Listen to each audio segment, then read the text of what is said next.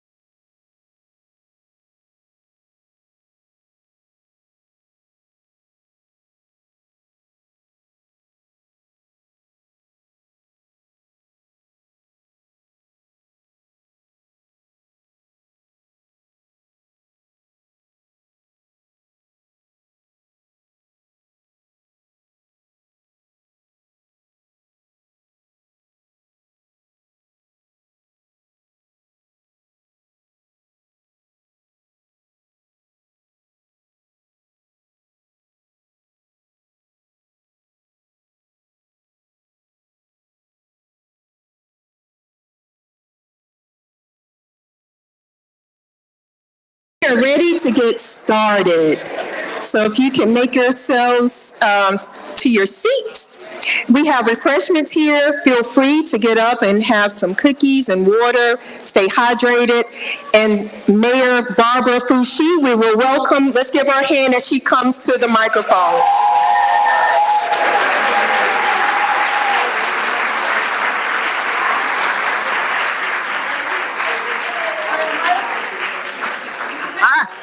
Hey, y'all know I'm lighthearted. I like to have fun.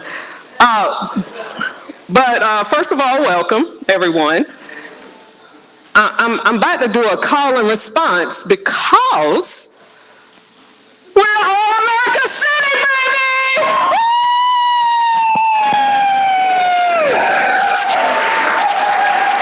And I'm so grateful that we have, see Meg Malloy here, Madeline and Kennedy, a few other folks that were with us in the Mile High City a couple of days ago when we received that award. So those in the delegation will know when I say Carrboro, Carrboro is always in motion! Woo! Yeah, we had them fans too. Where them fans? Okay. I'm doing a lot.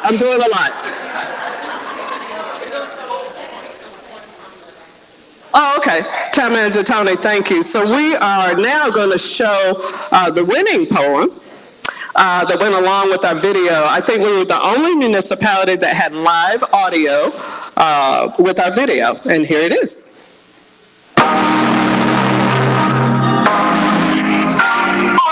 Always in motion.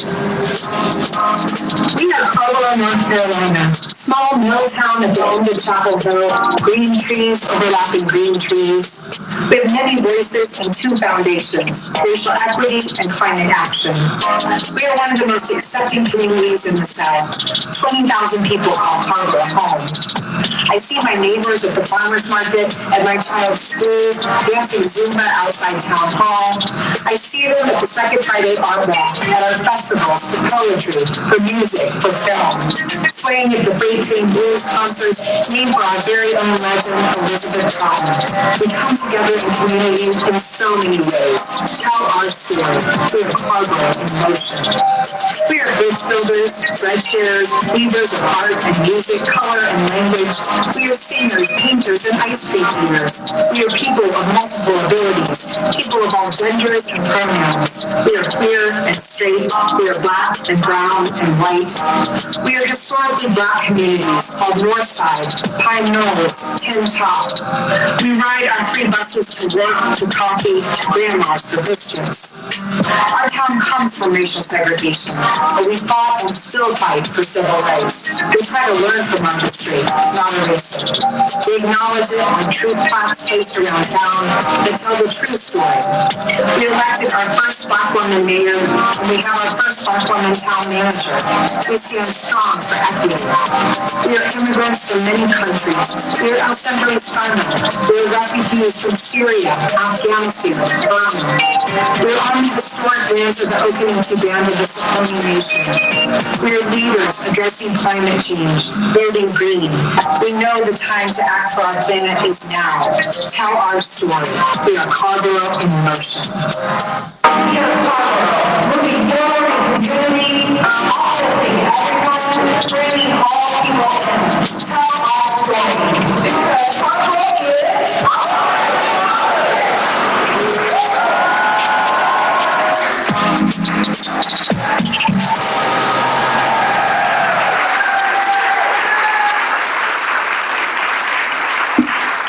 So I think now you understand why I have so much gratitude, and my heart is just really full receiving that award out in Denver. The first thing I did was turn to the delegation and cry. Because we brought it home. This is Carrboro's award. Carrboro, we brought it home. And we always in motion. So good afternoon and welcome to the 12th annual Frederick Douglass Community Reading, where a community gathers to read together his famous essay, What to the Slave is the 4th of July. The town of Carrboro would like to thank the Chapel Hill Carrboro branch of the NAACP and the town of Chapel Hill. Always in motion. We're still in motion. Just hold on. We're still in motion. That's okay. The town of Carrboro would like to thank the Chapel Hill Carrboro branch of the NAACP and the town of Chapel Hill for their support of this community program. Earlier today, a lot of us gathered at Town Hall and Town Commons for the festivities as part of the annual July 4th community celebration. I do want to thank our Recreation, Parks, and Cultural Resources Department staff for a wonderful morning and day of live music, games, food trucks, and all the special activities for the entire family. And I saw a really big People's March coming down Weaver Street. It was a very large group of folks. And so as we gather on the 4th of July, a day that symbolizes freedom for some, it is vital that we also hold space for reflection, for truth, and the voices that have historically been marginalized. Frederick Douglass's words, "What to the slave is the 4th of July," still challenges us to examine our values, our history, and the work we must continue to do in the name of justice. This is a people power moment, and we must stand together and continue to do work, not be intimidated by things that are happening above our heads. We are one community, and we can do this together. I now would like to acknowledge my colleagues that are here from the Carrboro Town Council. I think I saw Councilmember Frey. Yep, there they are, Councilmember Catherine Frey. And I'm not sure if anybody else is here. I don't think so, but I do want to acknowledge all council members. Are there any past town council members in attendance? Past Carrboro Town Council. Oh, my husband, Board of Aldermen, Barbara Foushee, first Black Alderman in the town of Carrboro. I see you over there flexing. You usually don't do that. I see you. Other elected officials in attendance. I saw Chapel Hill Town Council member Paris Miller Foushee. I see a hand back there. Is that? Oh, that's my constituent. That is former Board of Alderman member Alan Spalt.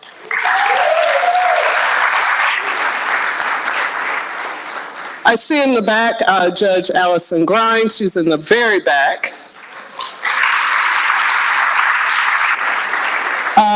I saw Michael Parker, who used to be on the Chapel Hill Town Council. And I think that might be it for today. Let me see, who's here? She's a reader. Vicki Feaster Thornville from Chapel Hill Carrboro City School Board. Who else? Where am I? Oh, my man from Hillsborough Commissioner Matt Hughes is right there in the middle. And they go to Mayor Knight there, Jessica Day. Y'all help me. Charge it to my head, not my heart. I've been out this morning. Who else? My soror right here, Judge Braun, Joel, she's here. Where am I, ladies and gentlemen? Obviously, the mayor need help today. It's okay. Who? Where's Karen? Where is she? She's a reader. Recently, I don't know what the word is, but former member of the Chapel Hill Town Council, did amazing work over in Chapel Hill. Karen Stegman is now one of my constituents. She lives in Carrboro. Karen Stegman. I thank y'all. Okay. What to the slave is the 4th of July was a question posed by Frederick Douglass to a gathering of 500 to 600 abolitionists in Rochester, New York on July 5th, 1852. Admission to the speech was 12 cents, and the crowd at the Rochester Ladies Anti-Slavery Society was enthusiastic, voting unanimously to endorse the speech at its end. This speech would be remembered as one of the most poignant addresses by Frederick Douglass, a former slave turned statesman. Douglass gave it on July the 5th, refusing to celebrate the 4th of July until all slaves were emancipated. I am so proud that Carrboro is a community willing to engage in this honest dialogue, one that honors our past while striving toward a more equitable future. And I've talked enough, and thank you. I love y'all, for real. I've talked enough, and thank you. I now would like to invite our town manager, also known as a dancing machine, town manager Patrice Toney, to introduce our guest speaker. Thank you, Mayor. Because Carrboro is? We're always in motion. Thank you so much. We are so excited that this year we have a keynote speaker. We are pleased to have joining us Mr. Mike Wiley, a North Carolina-based actor, playwright, and director of multiple works in documentary theater. Wiley is an MFA graduate and distinguished alumnus of the University of North Carolina at Chapel Hill. He is a former Lehman Bradley Visiting Joint Chair Professor at Duke University's Center for Documentary Studies.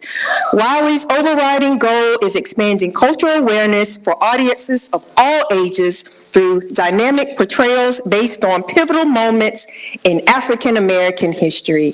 So I won't delay any further. Please welcome to the podium Mr. Mike Wiley.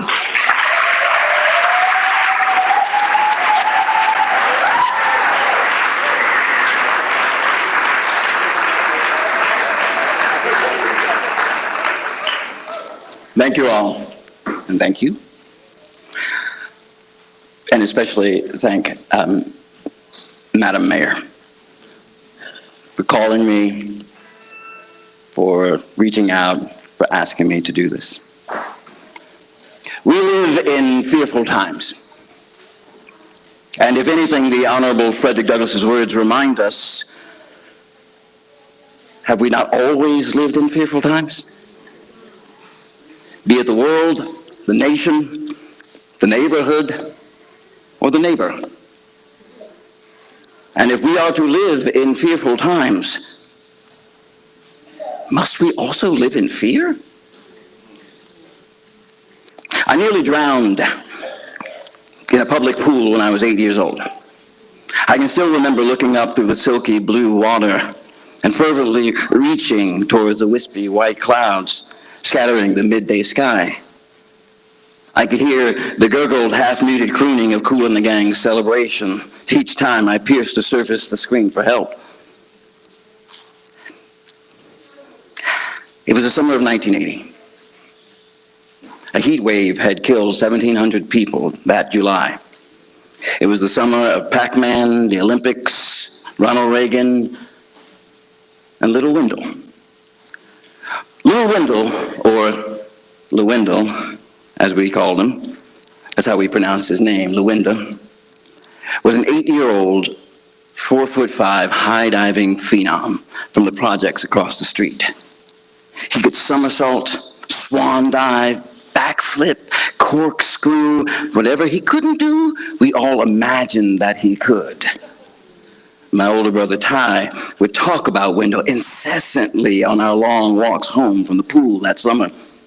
He, like most everyone else, was somewhat enamored with Lewenda. That summer, I wasn't. I was envious. I was jealous because Wendell was everything I was not.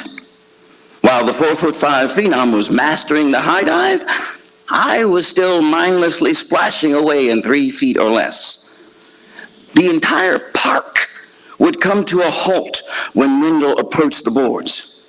In gleeful anticipation, everyone would stand and watch, except me. because Low Window's capabilities, as gifted as they were, only reminded me of my fear. My fear of the high dive, my fear of deeper water, my fear of drowning, my fear of looking foolish.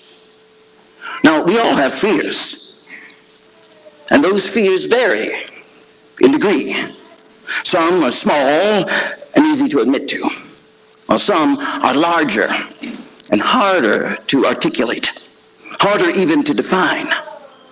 My younger audiences often ask me about my own fears, stage fright and the like. They ask how I ignore those fears. Butterflies in the stomach, nervousness, intrusive thoughts. I tell them, I don't. I tell them that I accept my fears. They are a part of who I am. They make me more aware of the world around me. They serve as a reminder of what I care about, of who I care about. However, that acceptance doesn't come easily. It doesn't come without effort. It requires work. It involves being in tune with what or who we are passionate about. And the fear of losing it, losing them, disappointing them, or disappointing ourselves. Though acceptance may seem passive or inert, is far from it. Acceptance is the process of reclaiming and reappropriating what frightens us most. We grow in its presence. To kids, I say, it manifests in our bodies. We call it adrenaline or cortisol. That in and of itself is a gift that allows us to speak louder, run faster, or jump higher. And to you, I say it is the gift of consciousness. That light that you bring into the world is so important, so meaningful, you must protect it. But what happens when that light is under siege? When fear becomes a weapon used against us? When that fear is not simply our own, but the fear that a whole nation has forced upon us?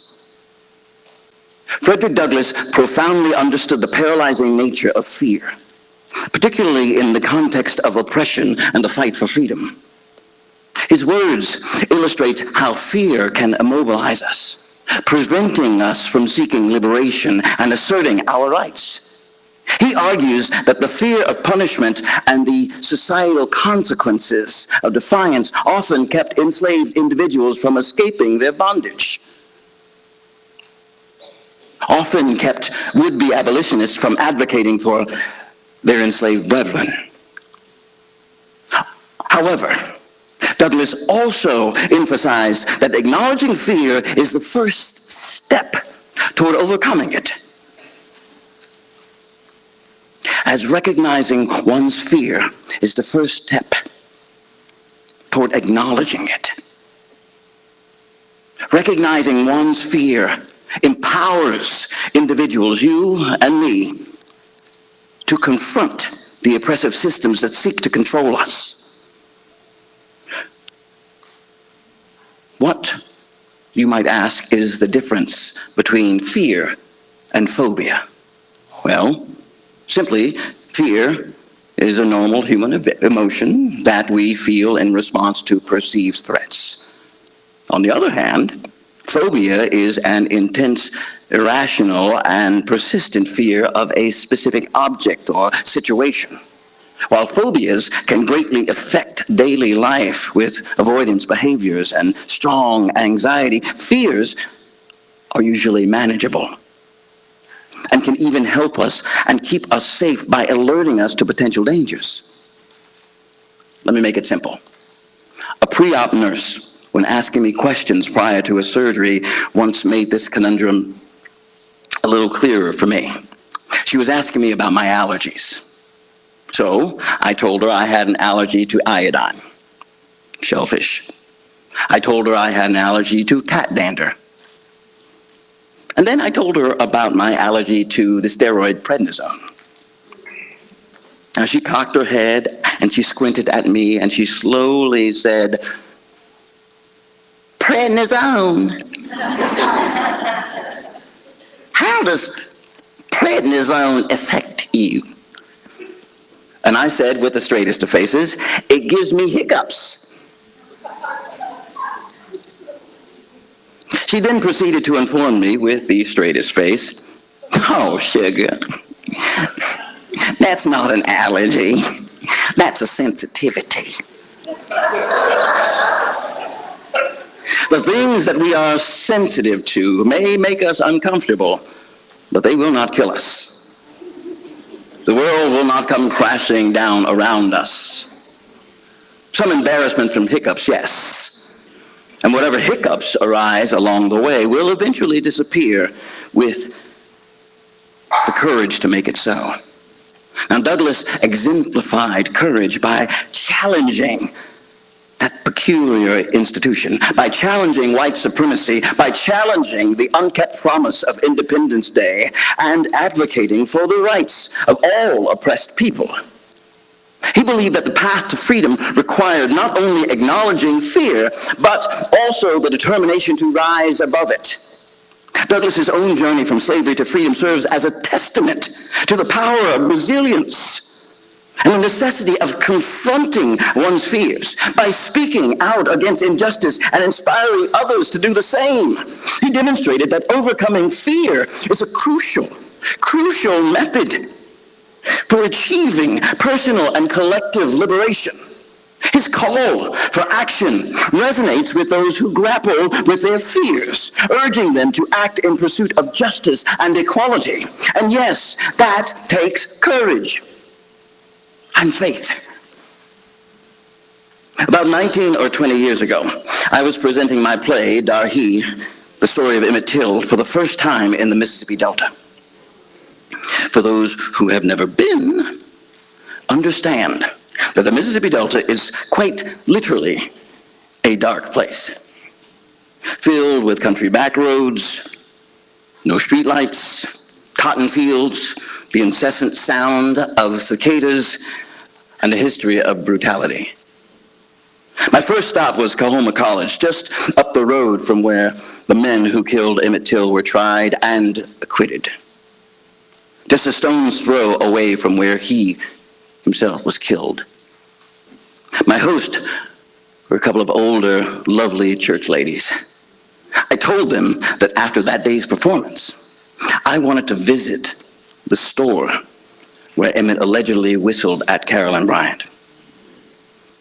They bristled with fear. "Oh no, Mike.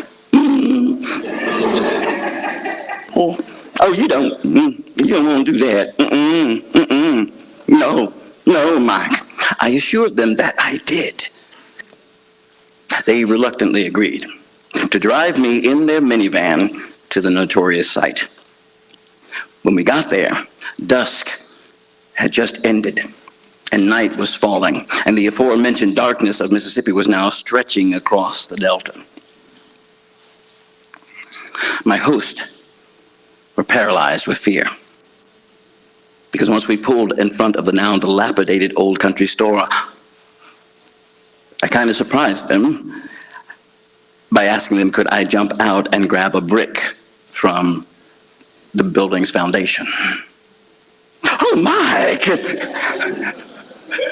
won't do that. Again, I assured them that I did. "Oh, you don't want to get out here, Mike. You don't want to get out here." Now, I wish I could say I was just young and naive, but in truth, I was ignorant, because I had never encountered the kind of fear that they held in their hearts for this place. Nevertheless, putting their fears aside, they opened the side door of the minivan, allowing me to hop out onto the dirt road. And it's all still, these are fields and dirt roads. It was farmland. Under the cover of darkness, I scurried over to the infamous pile of history, and I pulled a brick from its foundation. Eerily, as if I had aroused some long-dead spirits, a light in a nearby mobile home came on simultaneously.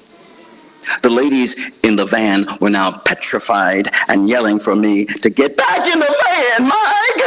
Get back in the van, Mike! Come on! Come on! Y'all, when I tell you that van started moving,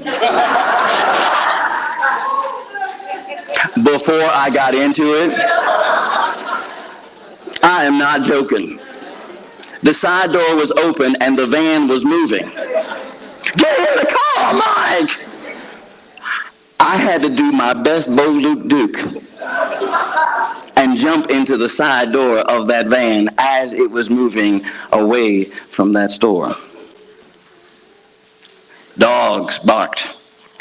More lights came on as we cut through that darkness, as we put distance between ourselves and that near ghostly experience. Silence settled over me. And I realized that before that evening's events, I wasn't afraid because I didn't know that I should be. Now, my next stop was Jackson, Mississippi. The site was Tougaloo College, base camp for Freedom Summer, a revered place where Joan Baez sang songs and Martin Luther King spoke scripture. At the end of my performance that afternoon, almost immediately after I took my final bow, a long, thin-fingered hand rose from the back. A tall, gaunt man. His face was weathered and drooped to one side, raised his hand. He had a cleric's collar wrapped around his throat, and a Delta drawl poured from his mouth. Now, will there be another performance this evening? All of the advertisements say that you are to start at 4 p.m., and yet you started an hour and a half early. I'm giggling because that's not something you can say about most black folks, right? It's like they started early. I started early. But you got to understand, I started when the college told me to start, right? I started on time, according to me and according to them. But then one of the college officials that had brought me to that space stood up and said, "Oh, we changed the times because of all of the death threats."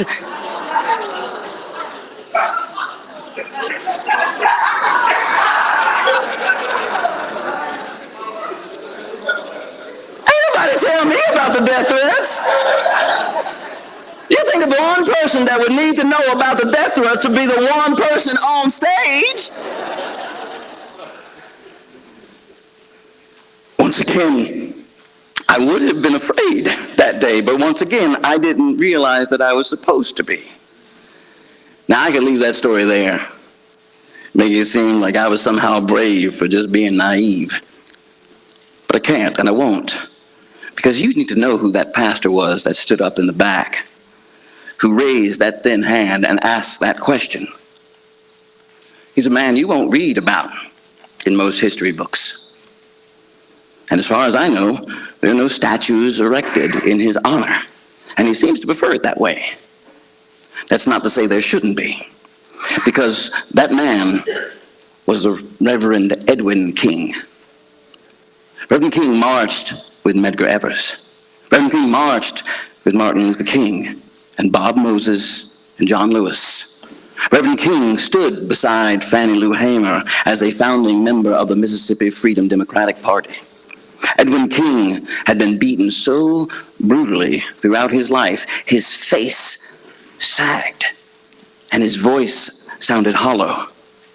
Though that day he was probably easily 6'2", he most certainly was once at least 6'4", 6'5". But it wasn't his height that made him stand out in the world. It was his skin color. Not too long ago in Mississippi, in the South, it was dangerous to be black. Some would say it still is. And it was even more dangerous to publicly love them, support them, fight for them, fight alongside them. Reverend Ed King, a white man from Vicksburg, did just that, ultimately exemplifying Frederick Douglass's understanding of fear as both a personal and a societal barrier. Douglass encourages us to transform our fear into a catalyst for change, asserting that true empowerment comes when we refuse to let our fear dictate our actions. Now, my final stop in that short Mississippi Delta tour was Marks, Mississippi. On September 26, 1913, a black man named Walter Brownlow, accused of attacking a white farmer's wife, was taken from the town prison by a mob and hanged. In 1968, it was the starting point for Martin Luther King's Poor People campaign. It didn't start until May, because Dr. King had been killed that April. I didn't know any of this before I performed there. I didn't know that I should be afraid. But there I was, performing in a black church that had just 1 week earlier was a used tractor store. That night, as I stepped from the stage, a short intermission is all I was taking. An older man in a three-piece suit sidled up beside me. He joined me on my walk to the dressing room, which was also the pastor's office. He told me he was a cousin of Emmett Till. He said, "Hey man, look here. I need you to know that you're doing a real good job. You telling this story. And I'm a cousin of Emmett's. And I just can't stay. I know what's coming next, and I won't need to leave." He had tears in his eyes. So it brought me to tears. He shook my hand, he hugged me. I walked into the pastor's office, and I thought that was the end of it, but when I came out, after that intermission, he was still standing there. He said, "I just ought to stay. I just ought to stay. You know, I feel like Emmett died so that I might witness this." So he walked me to the stage. And somehow he wanted to keep walking with me. Now let me just say, find people that want to keep walking with you. No matter what the barrier is, find people that want to keep walking with you. This man wanted to keep walking with me. Of course, I had to say, "I need to go up there now." And he said, "Do your thing, brother." When I finished the performance, again, almost as soon as I finished, he stood up. He stood up and he said to the audience, "I want y'all to know, this is the first time I'm ever telling anybody this in this room, ever telling anybody at all. I'm a cousin of Emmett Till's. And there are other people here that are cousins too, but I ain't gonna tell you who." And he sat down. And then two women in the far back of the church stood up and they said, "We are also cousins of Emmett Till." This is over 50 years later, y'all. And they said, "Our parents told us to never, ever tell anyone that we were cousins of Emmett. And this is the first time we are telling the world." And so that evening, they also unburdened themselves publicly of their fears. In the Mississippi Delta, I found myself face to face with the dark legacies of racism. Douglass challenges us. He challenged us to consider whose freedoms we celebrate and whose fears we ignore. His words carry the weight of a nation built on the oppression of others. Just as I stood in front of that old country store demanding a brick from its foundation, I realized this nation cannot escape its history of fear. Fear of losing control, fear of losing power, fear of losing dominion over those who seek to oppress, who it seeks to oppress. But in that fear lies the power to resist, to challenge, and to change the course of history. And so it was my own fear. With my own fear, I entered the deep end of the pool. It was envy that made me jump in. But it was fear that made me fight. It was fear that made me thrash toward the lifeline, toward my future. Fear should not immobilize us. It should energize us. It should teach us that we must push against what seeks to drown us, just as Douglas pushed against the chains of slavery. Your fears, whether they stem from personal doubt, systematic oppression, or historical injustice, should work for you. They should make you braver, make you more resilient. Fear is not the enemy. It is the catalyst for action, the engine that drives us to change. It is the very thing that wakes us from the numbness of complacency and compels us to fight for justice. Without fear, we would lack the awareness that empowers us to ask the questions that matter. Is my neighbor okay? And how can I help? These questions, born of love, born of care, are what separate us from indifference and drive us to act in the face of hardship. Just as Douglas used his voice to decry injustice, we too must rise above our fears, confront them head on, and create a world where freedom and equality are truly for all. Fear makes us flee from what endangers us, yes, but fear also makes us fight for what we believe in, who we believe in, and why we believe in it.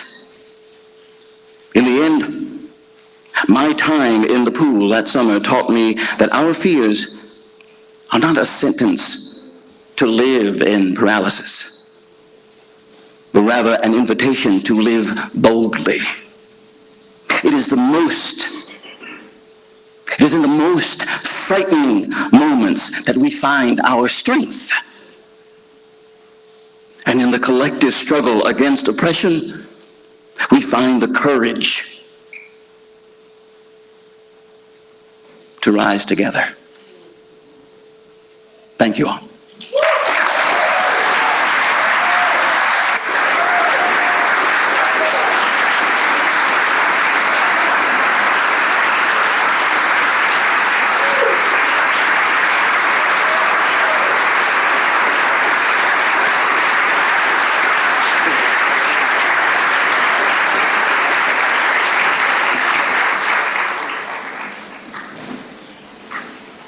What did he say? He said, live boldly.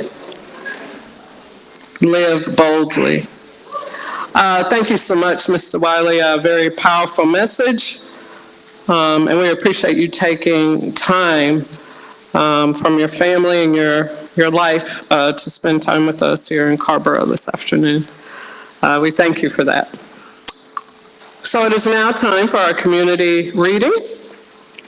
Please follow along with the printed essays provided. I also ask readers to stand at the ready. The person reading before you, be prepared to come up right after them.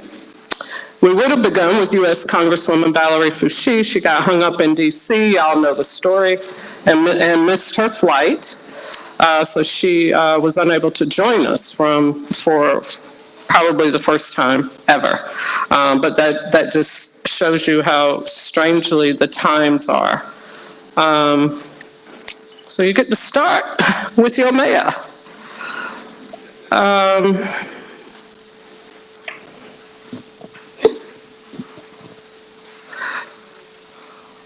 Mr. President, friends, and fellow citizens, the task before me is one which requires much previous thought and study for its proper performance. I do not remember ever to have appeared as a speaker before any assembly more shrinkingly, nor with greater distrust of my ability than I do this day. The papers and placards say that I am to deliver a 4th of July oration. The fact is, ladies and gentlemen, the distance between this platform and the slave plantation from which I escaped is considerable, and the difficulties to be overcome in getting from the latter to the former are by no means slight. That I am here today is, to me, a matter of astonishment as well as of gratitude.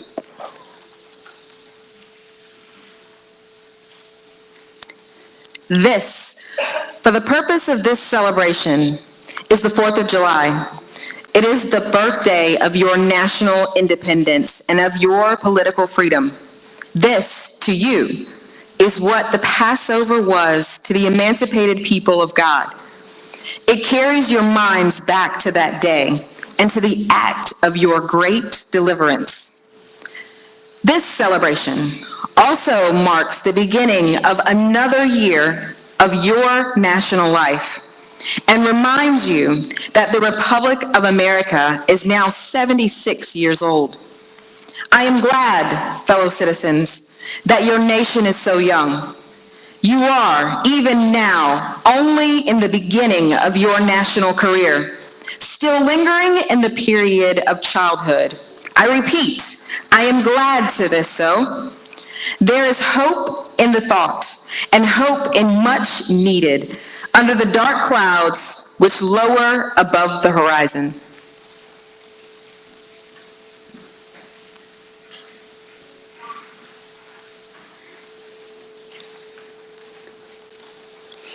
Fellow citizens, 76 years ago, the people of this country were British subjects. The style and title of your sovereign people in which you now glory was not then born.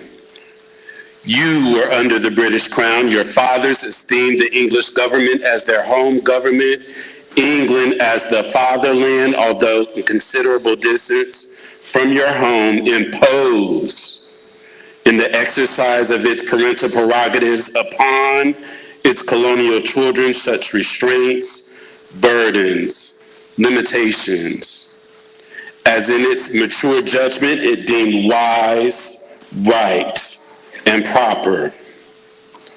But your fathers, who had not adopted the idea of the infallibility of government and the absolute character of its acts, presumed to differ from the home government in respect to the wisdom and the justice of some of those burdens and some of those restraints. They went so far as to pronounce the measures of government unjust, unreasonable, and oppressive, and altogether such as ought not be quietly submitted to. I scarcely need to say, fellow citizens, that my opinion of those measures fully accords with that of your father. Feeling themselves harshly and unjustly treated by the home government, your fathers, like men of honesty and men of spirit, earnestly sought redress. They petitioned, they remonstrated, they did so in a decorous, respectful, and loyal manner. This, however, did not answer the purpose. They saw themselves treated with sovereign indifference, coldness, and scorn. Yet, they persevered.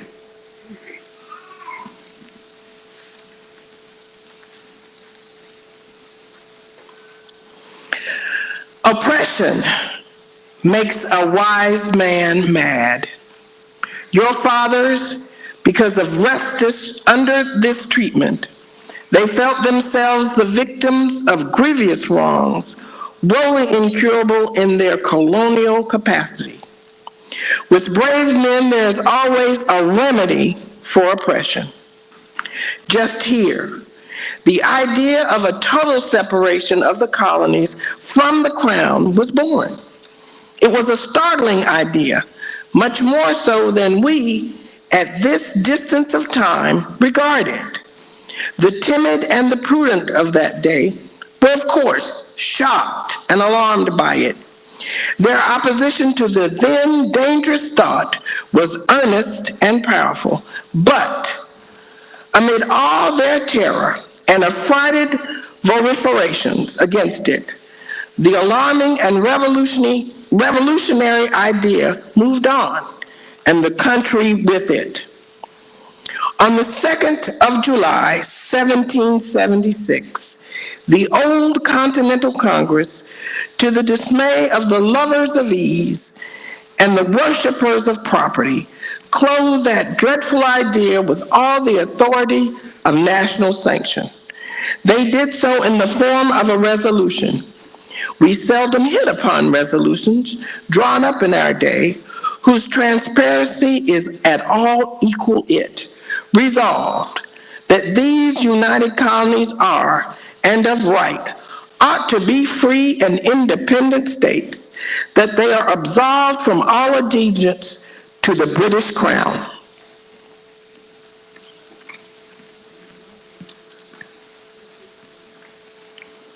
Citizens, your fathers made good that resolution.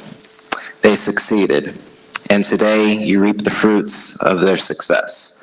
The freedom gained is yours, and you, therefore, may properly celebrate this anniversary.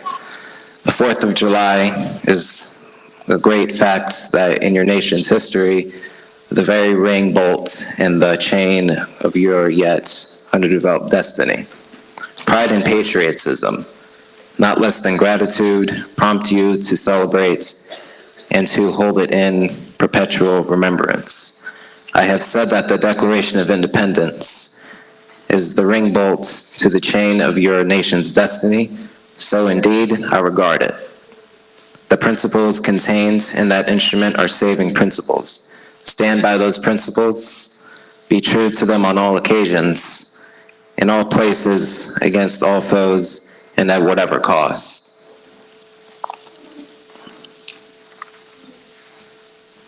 Fellow citizens, I'm not wanting in respect for the fathers of this republic. The signers of the Declaration of Independence were brave men. I cannot contemplate their great deeds with less than admiration. They were statesmen, patriots, and heroes. And for the good they did and the principles they contended for, I will unite with you to honor their memory. They love their country better than their own private interests, and all will concede that it is a rare virtue. They ought to command respect. He who will intelligently lay down his life for his country is a man whom it is not in human nature to despise. Your fathers staked their lives, their fortunes, and their sacred honor on the cause of this country. In their admiration of liberty, they lost sight of all other interests.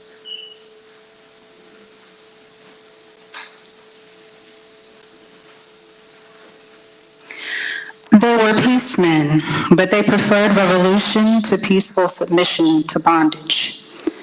They were quiet men, but they did not shrink from agitating against oppression. They showed forbearance, but they knew its limits. They believed in order, but not in the order of tyranny. With them, nothing was settled that was not right. With them, justice, liberty, and humanity were final, not slavery and oppression. You may well cherish the memory of such men. They were great in their day and generation. Their solid manhood stands out the more as we contrast it with these degenerate times.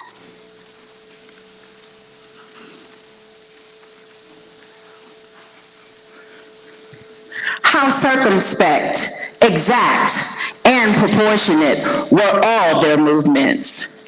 How unlike the politicians of an hour. Their statesmanship looked beyond the passing moment and stretched away in strength into the distant future. Mark them, fully appreciating the hardship to be encountered, firmly believing in the right of their cause, wisely measuring the terrible odds against them. Your fathers, the fathers of this republic, laid the cornerstone of the national superstructure, which has risen and still rises in the grandeur around you.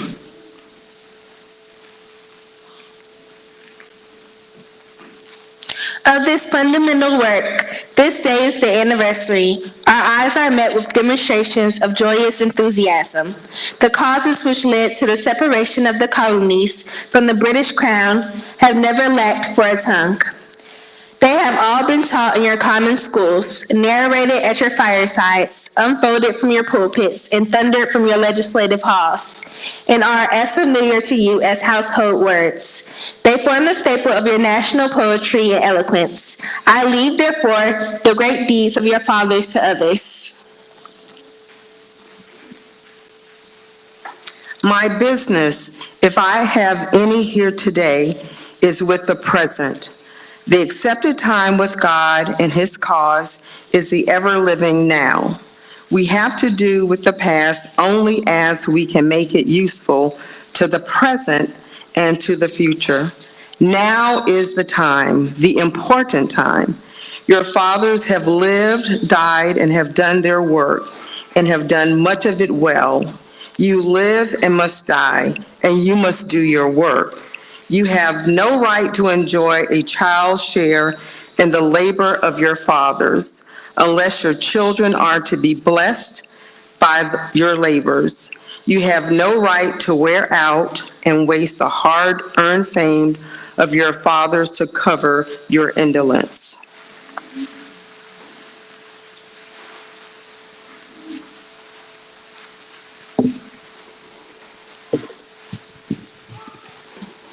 Fellow citizens, pardon me.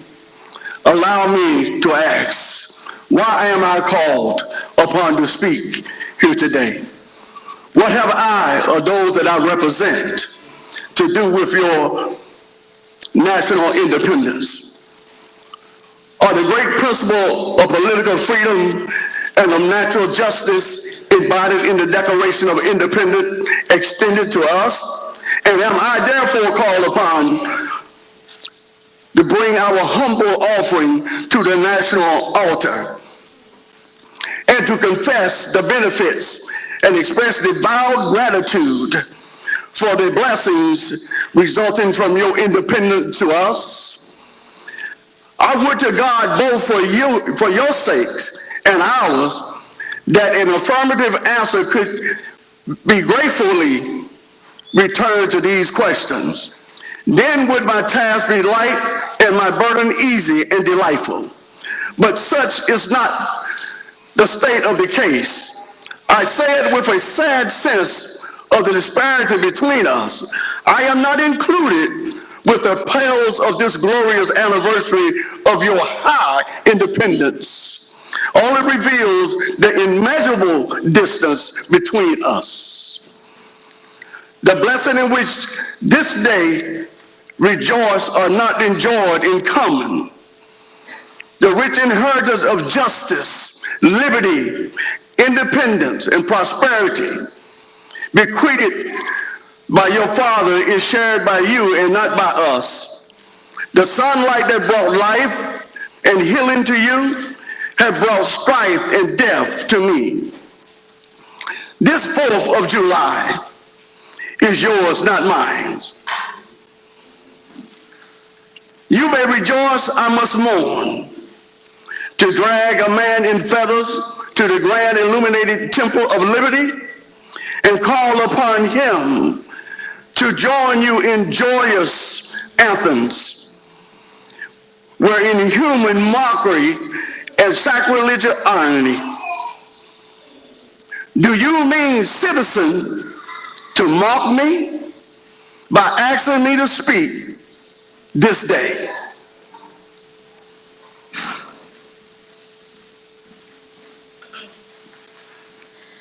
Fellow citizens, above your national tumultuous joy, I hear the mournful wail of millions whose chains heavy and grievous yesterday are today rendered more intolerable by the jubilee shouts that reach them. To forget them, to pass lightly over their wrongs, and to chime in with the popular theme would be treason, most scandalous and shocking, and would make me reproach before God and the world. My subject, then fellow citizens, is American slavery. I shall see this day from the slave's point of view, standing here identified with the American bondman, making his wrongs mine. I do not hesitate to declare with all my soul that the character and conduct of this nation never looked blacker than me on this 4th of July. Whether we turn to the declarations of the past or to the professions of the present, the conduct of this nation seems equally hideous and revolting. America is false to the past, false to the present, and solemnly binds herself to be false to the future. Standing with God and the crushed and bleeding slave on this occasion, I will, in the name of humanity which is outraged, in the name of liberty which is fettered, in the name of the Constitution and the Bible, which are disregarded and trampled upon, dare to call into question and to denounce, with all the emphasis I can command, everything that serves to perpetuate slavery, the great sin and shame of America. I will not equivocate. I will not excuse. I will use the severest language I can command, and yet not one word shall escape me that any man whose judgment is not blinded by prejudice or who is not at heart a slaveholder shall not confess to be right and just. I fancy I hear someone in my audience say, it is just in this circumstance that you and your brother abolitionist fail to make a favorable impression on the public mind. Would you argue more and denounce less? Would you persuade more and rebuke less? Your cause would be much more likely to succeed. But I submit, where all is plain, there's nothing to be argued. What point in the anti-slavery creed would you have me argue? On what branch of the subject do the people of this country need light? Must I undertake to prove that the slave is a man? The slaveholders themselves acknowledge it in the enactment of laws for their government. They acknowledge it when they punish disobedience on the part of the slave. There are 72 crimes in the state of Virginia which, if committed by a black man, subject him to the punishment of death, while only 2 of these same crimes will subject a white man to the like punishment. What is this but the acknowledgement that the slave is a moral, intellectual, and responsible being?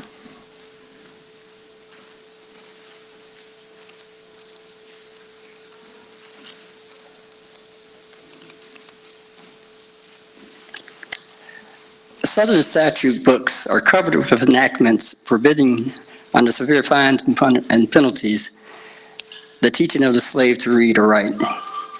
When you can point to any such laws in reference to the beasts of the field, then I may consent to argue the manhood of the slave.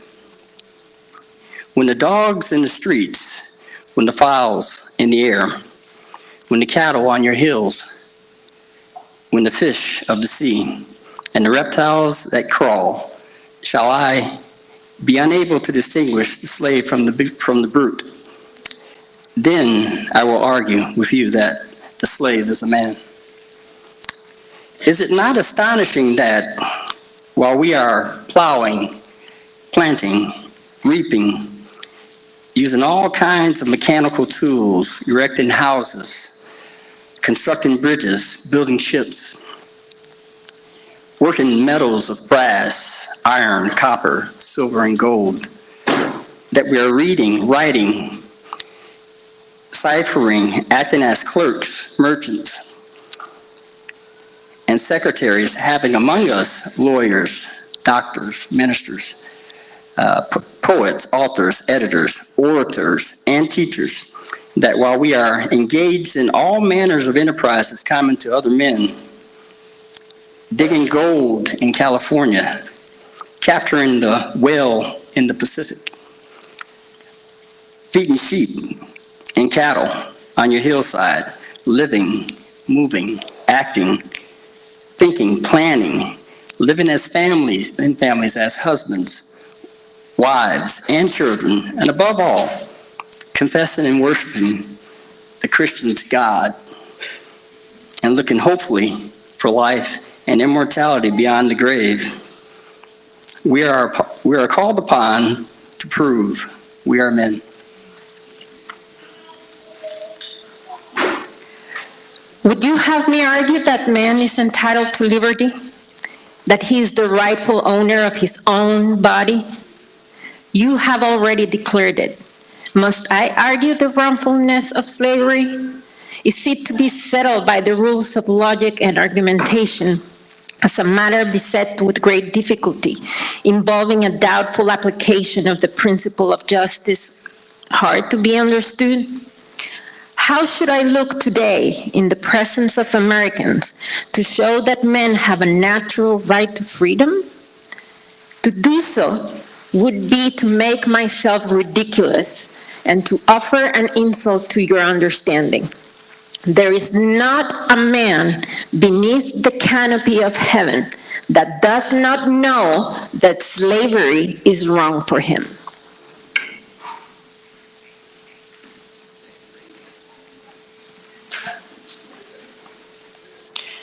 What? Am I to argue that it is wrong to make men brutes, to rob them of their liberty, to work them without wages, to keep them ignorant of their relations to their fellow men, to beat them with sticks, to flay their flesh with the lash, to load their limbs with irons, to hunt them with dogs, to sell them at auction, to sunder their families, to knock out their teeth, to burn their flesh, to starve them into obedience and submission to their masters? Must I argue that a system thus marked with blood and stained with pollution is wrong? No, I will not. I have better employments for my time and strength than such arguments would imply.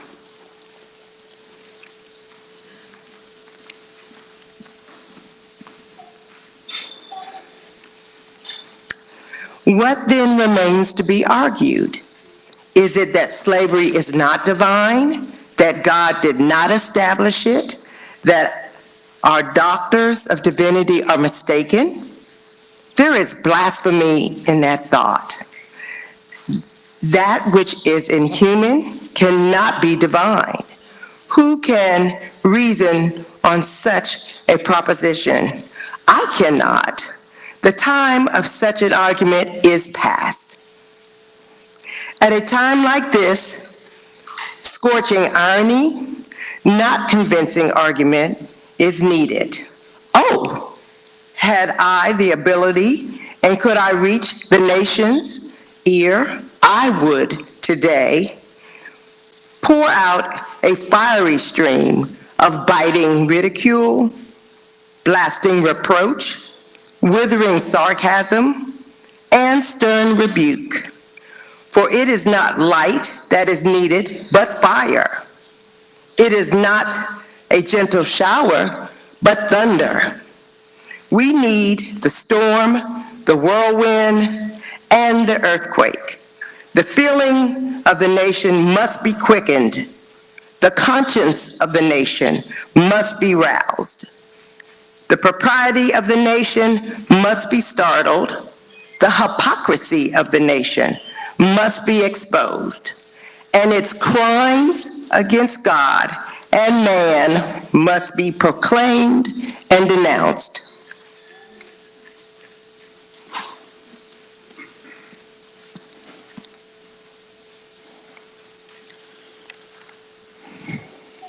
What to the American slave is your 4th of July?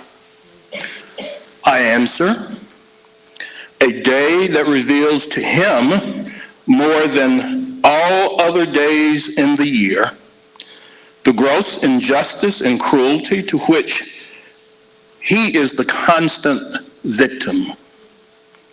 To him, your celebration is a sham. Your boasted liberty, an unholy license. Your national greatness, swelling vanity. Your sounds of rejoicing are empty and heartless. Your denunciations of tyrants, brass-fronted impudence. Your shouts of liberty and equality, hollow mockery. Your prayers and hymns, your sermons and thanksgivings, with all your religious parade and solemnity, are to him mere bombast, fraud, deception, impiety, and hypocrisy. A thin veil to cover up crimes which would disgrace a nation of savages. There is not a nation on the earth guilty of practices more shocking and bloody than are the people of these United States at this very hour. Go where you may, search where you will, roam through all the monarchies and despotisms of the old world, travel through South America. Search out every abuse, and when you have found the last, lay your facts by the side of the everyday practices of this nation, and you will say with me that for revolting barbarity and shameless hypocrisy, America reigns without a rival.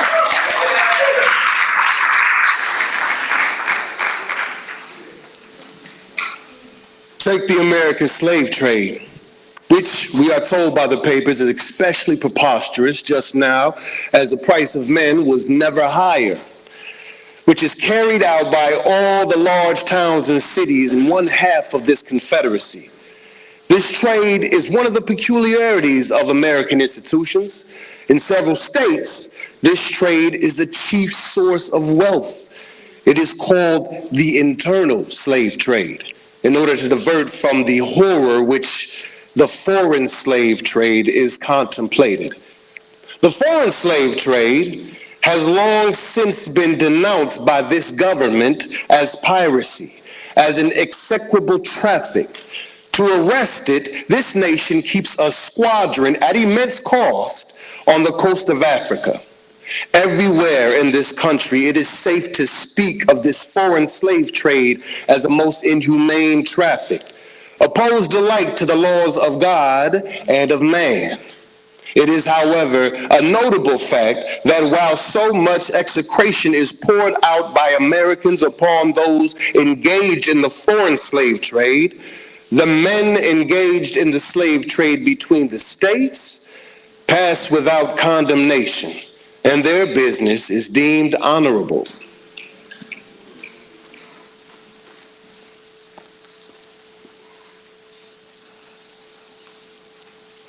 Behold, the practical operation of this internal slave trade, the American slave trade, sustained by American politics and American religion. Here you will see men and women reared like swine for the market. You know what is a swine drover? I will show you a man drover. They inhabit all of our southern states. They perambulate the country and crowd the highways of the nation with droves of human stock. You will see one of these human flesh jobbers armed with a pistol, whip, and bowie knife, driving a company of 100 men, women, and children from the Potomac to the slave market at New Orleans. These wretched people are to be sold singly or in lots to suit purchasers. They are food for the cotton field and the deadly sugar mill. mark the sad procession as it moves warily along, and the inhuman wretch who drives them. Hear his savage yells and his blood-chilling oaths as he hurries on his affrighted captives. There, see the old man with locks thin and gray. Cast one glance, if you please, upon that young mother whose shoulders are bare to the scorching sun, her briny tears falling on the brow of the babe in her arms. See, too, that girl of 13, weeping, yes, weeping as she thinks of the mother for whom she has been torn. The drove moves tardily. Heat and sorrow have nearly consumed their strength. Suddenly, you hear a quick snap, like the discharge of a rifle. The fetters clank, and the chains rattle simultaneously. Your ears are saluted with a scream that seemed to have torn its way to the center of your soul. The crack you heard was the sound of the slave whip. The scream you heard was from the woman you saw with the babe. Her speed had faltered under the weight of her child and her chains. The gash on her shoulder tells her to move on.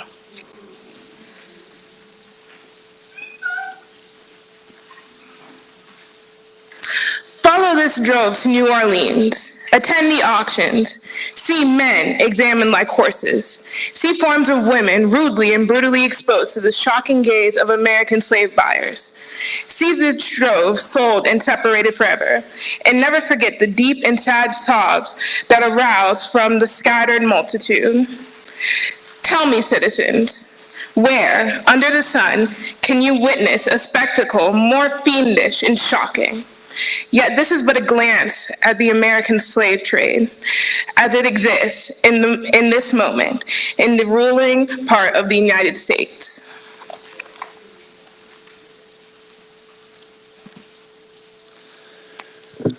I was born amid such sights and scenes. To me, the American slave trade is a terrible reality. The fleshmongers gather up their victims by dozens and drive them chained to the General Depot at Baltimore. When a sufficient number have been collected here, a ship is chartered for the purpose of conveying the forlorn crew to Mobile or to New Orleans. From the slave prison to the ship, they are usually driven in the darkness of night. In the deep, still darkness of midnight, I have been often aroused by the dead, heavy footsteps and the piteous cries of the chain gangs that passed our door.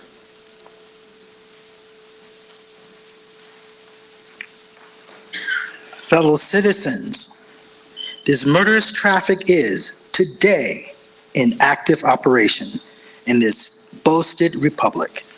In the solitude of my spirit, I see the clouds of dust raised on the highways of the South. I see the bleeding footsteps. I hear the doleful wail of fettered humanity on the way to the slave markets, where the victims are to be sold like horses, sheep, and swine, knocked off to the highest bidder. There, I see the tenderest ties ruthlessly broken to gratify the lust, caprice, and rapacity of the buyers and sellers of men. My soul sickens at the sight.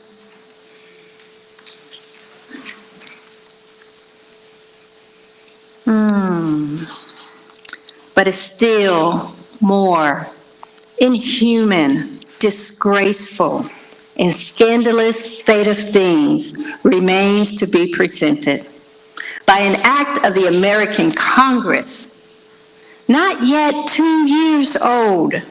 Slavery has been nationalized in its most horrible and revolting form.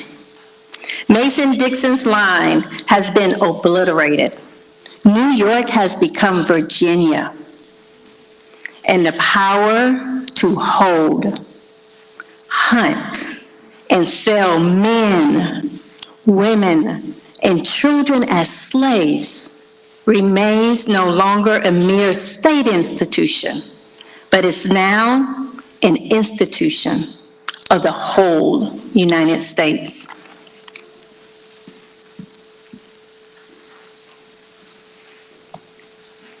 The power is coextensive with the Star-Spangled Banner and American Christianity.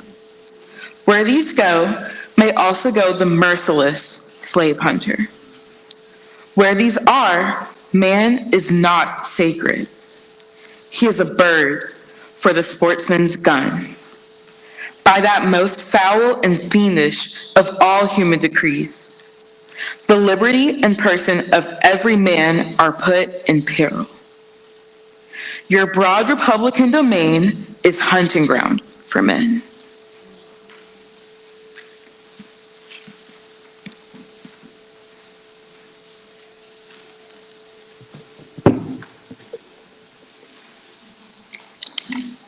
Your lawmakers have commanded all good citizens to engage in this hellish sport.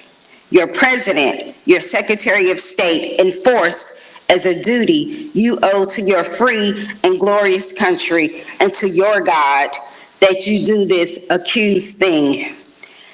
Not fewer than 40 Americans have, within the past 2 years, been hunted down and without a moment's warning, hurried away in chains and consigned to slavery and excruciating torture.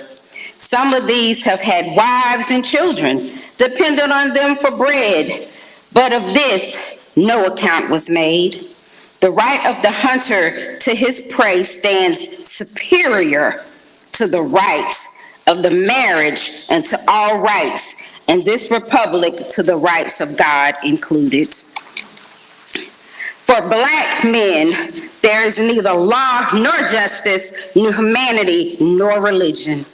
The fugitive slave law makes mercy to them a crime and bribes the judge who tries them. An American judge who gets $10 for every victim he consigns to slavery, and 5 which he fails to do so. The oath of any 2 villains is sufficient under this hell-black enactment to send the most pious and exemplary Black man into the remorseless jaws of slavery. His own testimony is nothing. He can bring no witness for himself. The minister of American justice is bound by the law to hear but one side, and that side is the side of the oppressor.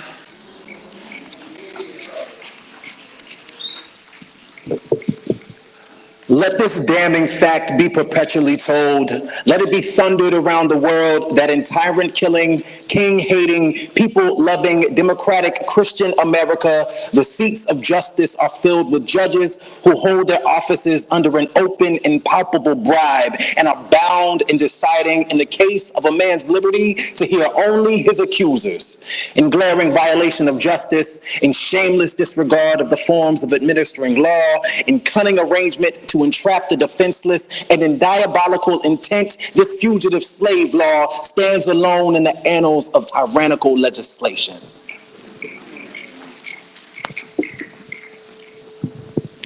Americans, your Republican politics, not less than your Republican religion, are flagrantly inconsistent. You boast of your love of liberty, your superior civilization, your pure Christianity, while the whole political power of the nation is solemnly pledged to support and perpetrate the enslavement of 3 millions of your countrymen. You hurl your anathemas at the crowned-headed tyrants of Russia and Austria and pride yourselves on your democratic institutions, while you yourselves consent to the mere tools and bodyguards of the tyrants of Virginia and Carolina. You invite to your shores fugitives of oppression from abroad. Honor them with your banquets, greet them with ovations, cheer them, toast them, salute them, protect them, and pour out your money to them like water. But the fugitives from your own land, you advertise, hunt, arrest, shoot, and kill. You glory in your refinement and your universal education, yet you maintain a system barbarous and dreadful as ever stained the character of a nation, a system begun in avarice, supported in pride, and perpetrated in cruelty.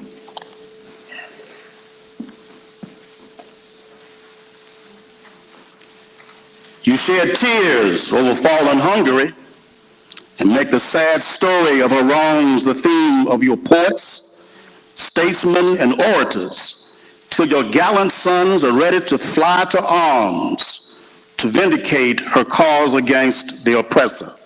But in regard to the 10,000 wrongs of the American slave, you would enforce the strictest silence and would hail him as an enemy of the nation who dares to make those wrongs the subject of public discourse. You are all on fire at the mention of liberty for France or for Ireland, but are as cold as an iceberg at the thought of liberty for the enslaved of America. You discourse eloquently on the dignity of labor, yet you sustain a system which in its very essence casts a stigma upon labor. You can bare your bosom to the storm of British artillery to throw off a 3-penny tax on tea, and yet wring the last hard-earned farthing from the grasp of the black laborers of your country. You profess to believe that of one blood God made all nations of men to dwell on the face of all the earth, and hath commanded all men everywhere to love one another. Yet you notoriously hate and glory in your hatred all men whose skins are not colored like your own.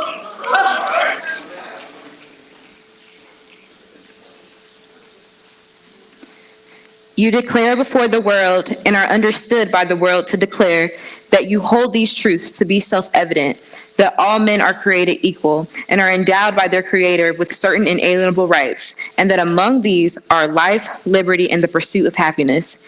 And yet you hold securely in a bondage which, according to your own Thomas Jefferson, is worse than ages of that which your fathers rose in rebellion to oppose, a seventh part of the inhabitants of your country. Fellow citizens, I will not enlarge further on your national inconsistencies. The existence of slavery in this country brands your republicanism as a sham, your humanity as a base pretense, and your Christianity as a lie. It destroys your moral power abroad. It corrupts your politicians at home. It saps the foundation of religion. It makes your name a hissing and a byword to a mocking earth.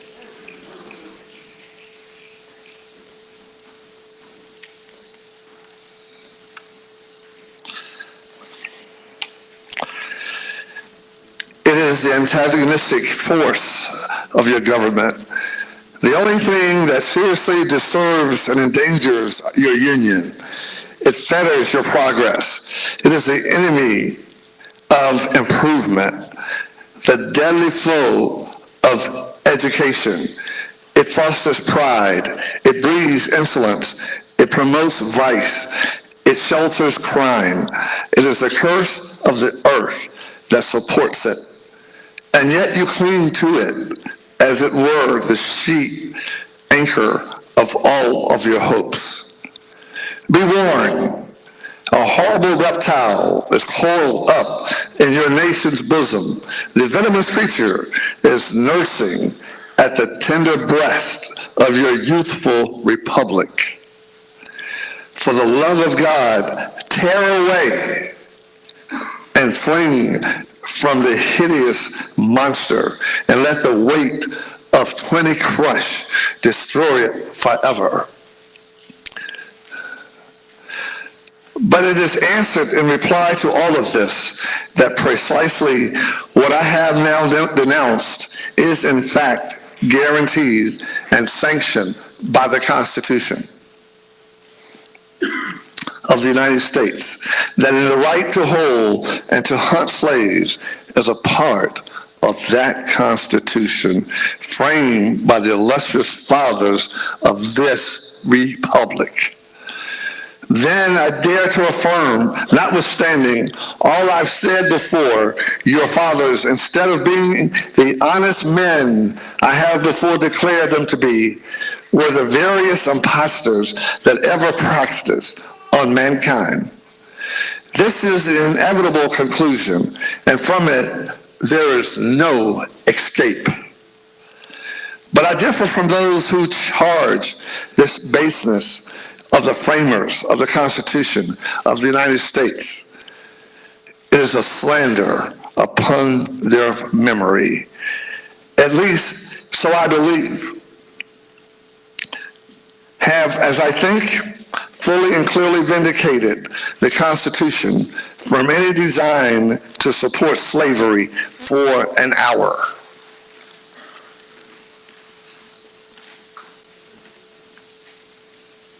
Allow me to say this in conclusion, notwithstanding the dark picture I have this day presented of the state of the nation, I do not despair of this country. There are forces in operation which must inevitably work the downfall of slavery. I, therefore, leave off where I began, with hope, while drawing encouragement from the Declaration of Independence, the great principles it contains, and the genius of American institutions. My spirit is cheered by the obvious tendencies of this age. Nations do not now stand in the same relation to each other that they did ages ago.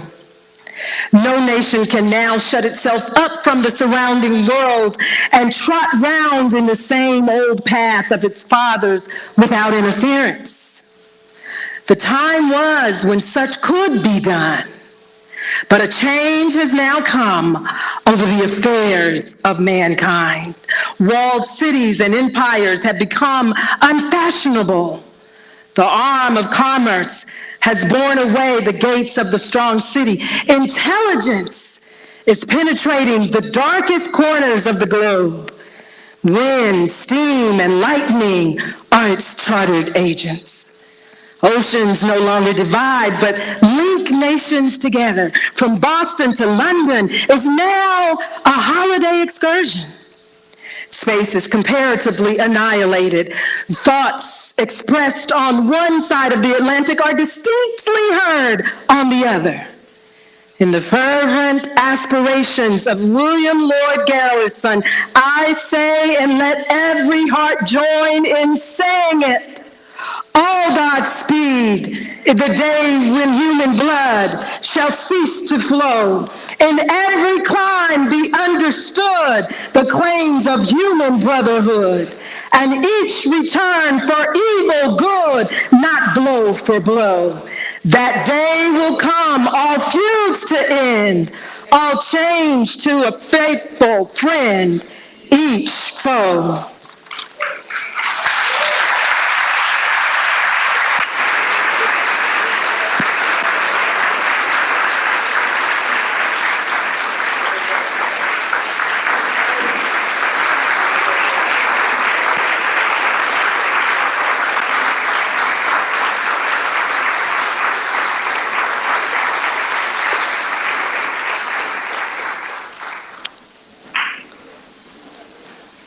Hearing the words of Frederick Douglass spoken aloud by members of our community, each voice bringing its own power, perspective, and purpose, has been both sobering and inspiring. Readers, don't leave. Where are you? Any readers? Don't leave. Okay, where you at? Okay, so where you at? Douglass challenges us to confront hard truths. You read them, Mr. Wiley. And in doing so, he calls us to action. That call still echoes today. Thank you to our community readers. I've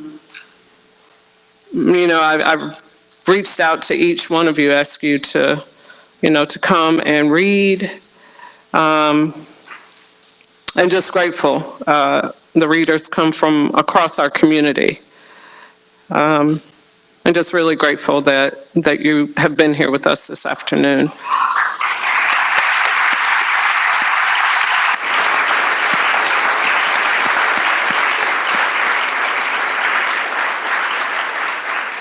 Also, thank you to our town staff, which is led, of course, by our town manager, Patrice Toney. We had participating readers. We had our police chief, Chris Atack, and also our chief race and equity officer, Anita Jones McNair. Nothing works in the town without our staff, and we're just so appreciative of them each and every day. And of course, my heartfelt thanks to our keynote speaker, the one and only, Mr. Mike Wiley.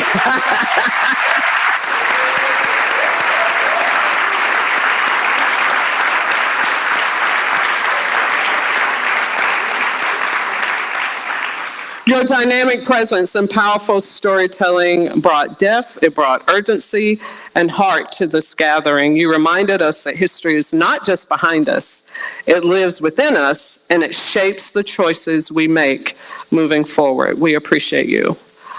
Before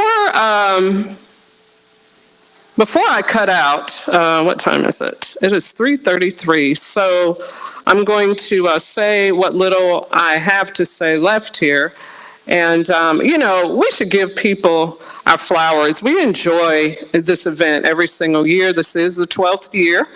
But then there were those that came long before I ever thought about being an elected.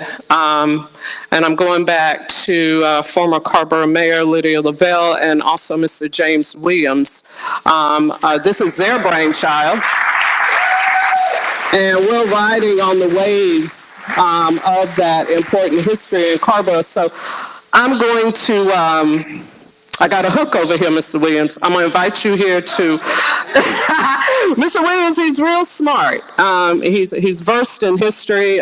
He always has a lot to share with us. And, as we leave here today, let us carry with us the weight of Douglas's words and the light of the voices we heard.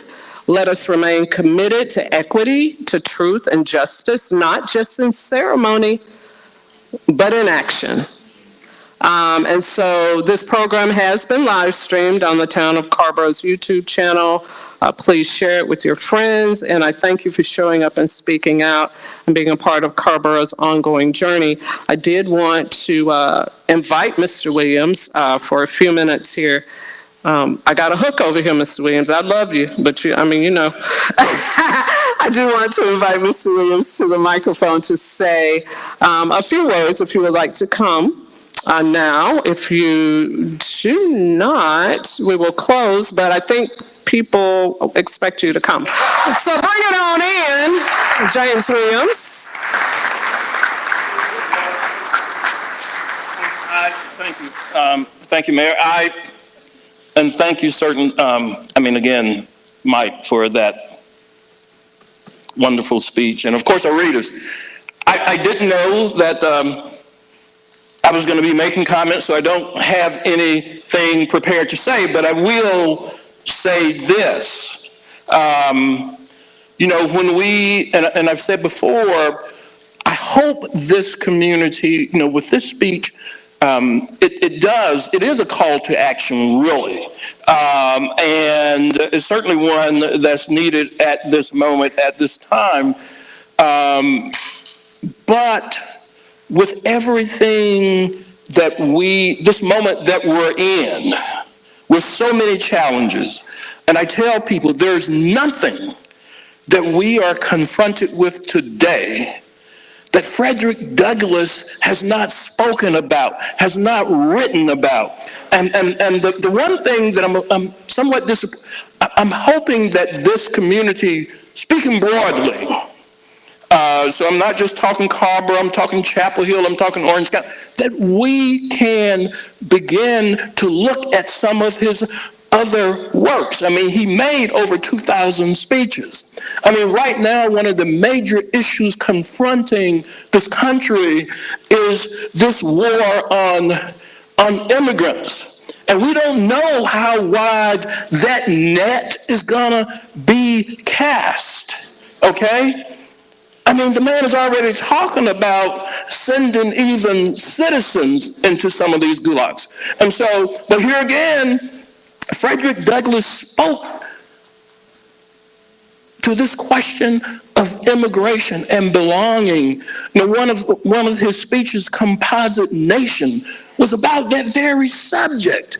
When this country was seeking to prevent Chinese people from China coming into this country, what did, if I'd known I was going to speak, I read it and tell you, but what he said was, this country is better when we allow people of different races, ethnicities, backgrounds. He's talking about human rights. Same thing, in his approach to Ireland, but nothing that we're dealing with, he hasn't spoken to. And so, voter suppression, voter rights, you name it, he has talked about it eloquently.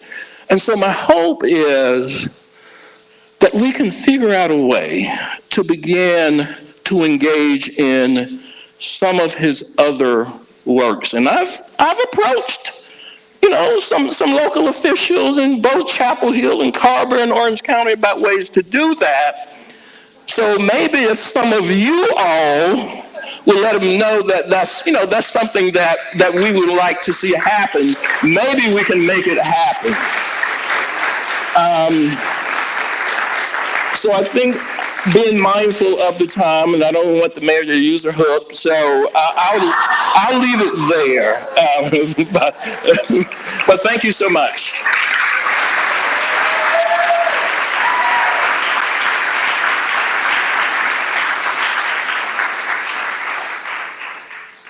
Okay, when you said all you know, that's what Reverend Coleman said. He said, when you said all you know, it's time to go. Thank you. If we could get the readers up so we could get a full photo, the readers, because some of you, no? Do we have, are we good? Town manager say we're good, so everybody's released. Enjoy the rest of the day.